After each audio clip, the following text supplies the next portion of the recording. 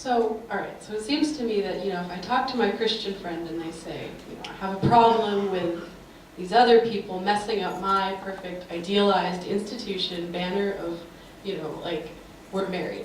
So, like, maybe there should be more, I don't know, like different kinds of marriages for different people to have their comfort zone, like this is my kind of sanction, that's your kind of sanction. Because wouldn't it be like, they're like, it's Christian for two people to get married, but what if, or for two gay people to get, two people of the same sex to get married. So wouldn't it also bother them if, like, me and my Satanist boyfriend here get married under their banner of Christianity? Like, I think it's a bigger issue, and it needs to be more about, like, giving the Christian church whatever control they think they should have over their marriages, but also detracting their clause out of this control that they obviously still have over marriage, and bringing up the fact that's, like you're saying, unconstitutional. So I'm just wondering, what's a really good way to go about doing that legally? Like, how can we... I think all of the mechanisms are already there and in place. That is, we already have civil marriage. We have those degrees of marriage that you're talking about. One can get a full church wedding, or one can just go down to the justice of the peace or somebody like that. We have those kinds of degrees of commitment. It can take place under the rubric of religion, or it can take place outside of it. And so I'm certainly not out to diminish people's religious rights to marry in the terms of their church. But let's also keep in mind that there are churches, Christian churches around this country, that routinely perform same-sex marriages under the rubric of religion. And that is not perceived as unchristian or immoral. So there are those possibilities already. I guess that's what I would want to say. Questions? Thank you. Yeah, there's a woman over here with a question about the the privileging of relationship status, or the privileging of marriage above singlehood, and why that was. And I may have a partial answer, and maybe Mr. Thompson, you can tell me whether it holds. Dr. Thompson, thanks. Herr Dr. Professor Thompson. That's more like it. Yeah, well. You can tell me whether it holds water. And I think the idea is that people who are in relationships, especially in stable, enduring relationships, are more likely to get care of different kinds from each other, care that otherwise would devolve upon society. And so by being in stable relationships, they take some of the cost off society, and therefore society owes them some protections or incentives to form and stay in those relationships. So goes one argument. Any good? Yeah, the one who asked the question doesn't agree with that. I mean, I have other people who would have to take care of me. I mean, I don't need a partner or spouse to take care of me. So, burden on, actually burden on society.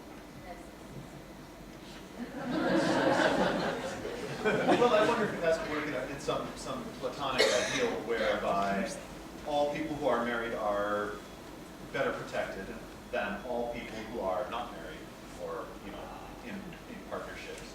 And rather Well, that much seems plainly false. That seems plainly false. I'm thinking of abusive spouses, Well, dysfunctional relationships. I just wonder if all we need to say is, by and large, it is true that people who are in stable relationships are better off and take better care of each other and themselves than, by and large, people who are not. And I don't know whether that's actually the case or not. To me, that would not be even morally relevant to this discussion. That is, we're talking about rights. We're talking about rights. And again, rights are not predicated upon whether it's beneficial to society or not. Rights are predicated upon justice, upon equality, upon fundamental principles. And so, whether it turns out that you're less of a burden to society because you're married, and that's why society sanctions marriage or looks on it so favorably, that doesn't have to do with, it doesn't speak to the question of whether everyone has the right to or not. Do we agree at least on that? Dr. Thompson, why not just get the state out of the marriage business altogether? Again, I would support that if it were in fact across the board. Either no marriage or same-sex and heterosexual marriage. That is, I would actually be in favor of the abolition of civil marriage. I would be in favor of that. What I am not in favor of is this selective and discriminatory practice where some are able to and some are not. So, that's it.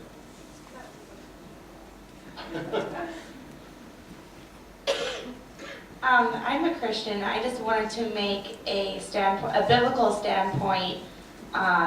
Next time a Christian tells you that it's wrong to get married, remind them of the story when Jesus gets called into the synagogue, and there's a girl there that has been like a prostitute or something, and Jesus draws a line in the sand and says, "Whichever one of you is sinless, throw the first stone."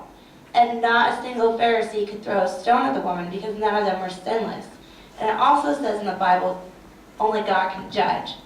So I don't think that all Christians hate gay people, and I think that, God loves us anyways, and I just would like to make that known to you guys here tonight, because I personally get really upset when I see people of my faith out bashing on people because they're gay. I don't think that's right, and I don't think that's Christian. Yeah, I don't think that's Christian either.